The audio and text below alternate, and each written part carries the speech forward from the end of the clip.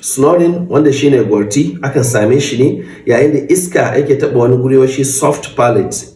Amma ba za a gano wannan soft palate din sai mun dan yi bayani akan anatomy din shi. Ya bude bakin shi inda harce in ka rufe baki baka magana yake tabawa ta sama, ko kuma abin da yake taba harce sama, ko kuma a ce upper roof dai na bakin mutum, zaka dan ji a guri wanda yake dan karfi haka, zaka ji ya dan kunya yanzu mutane suna taba nasu, sai kuma zaka ji layi a tsakiya. To inda yake da wannan dan taurin ne, ko wanda ya kunya da dan layi, ana kiran shi hard palate. So akwai can bayan shi ko wanda in ka taba aka ji shi da laushi sosai, wannan shine soft palate, wanda daga shi kuma haka in ka ci gaba da dora nan ka can ciki zaka iya samun uvula, wanda shine wannan dan ɗayan makogoro ake cewa ne, ko me sunan shi nan, wanda za gan shi in ka buɗe baki za gan shi yana tsaye a guri. So wanda shi ma har yanzu ba a san me main function din shi ba. To me yake faruwa yayin da mutum yake Gwarti? Yayin da iska ya zo sai yana taba wannan soft palate din nan, shine yake jawa irin wannan ƙarin da mutum yake na Gwarti. Kuma babu wani standard magani da za a je a baka wai kaga wai ya bari yin Gwarti, a'a. Kuma ba wai ana samun shi bane da wani dalilin gajiya, ko a ce maka mutum yana shaye-shaye, a'a. It can happen with everybody.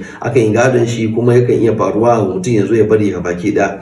Daga cikin medical management din shi shine akwai abu shi palatal implant da ake sawa, zaka an sa mutum a fiskan shi, ya zagaye ta fiskan shi ta wuyan shi haka, wanda kuma yana bada iska at the same time yana tsayar da wannan ƙarin inda har Gwartin ya yi yawan da zai damu wanda kuke kwana tare da su. Wani su ma inda wannan bai musu aiki ba, aka yi going further wani abu shi UPPP, wato U da P guda uku, wanda shine urulo palatopharyngoplasty, wanda ana dan rage some part of the soft palate din ne, har da wannan dan yar wuyan makogoron nan wanda yake dan yawon nan, sai a dan rage dan yawan su. So yanzu iska ba zai na taba ba, da zai yi wannan vibration da yake kawowa Gwartin. So kuma ya prove cewa yana da kyau wannan surgery din ga wanda suke Gwarti, tare da wani shi wai LAUP, wato LAUP, wanda is standing for laser assisted urulo palatoplasty. Dukan su dai akan yin su ne dai dan a taimaka wanda suke Gwarti.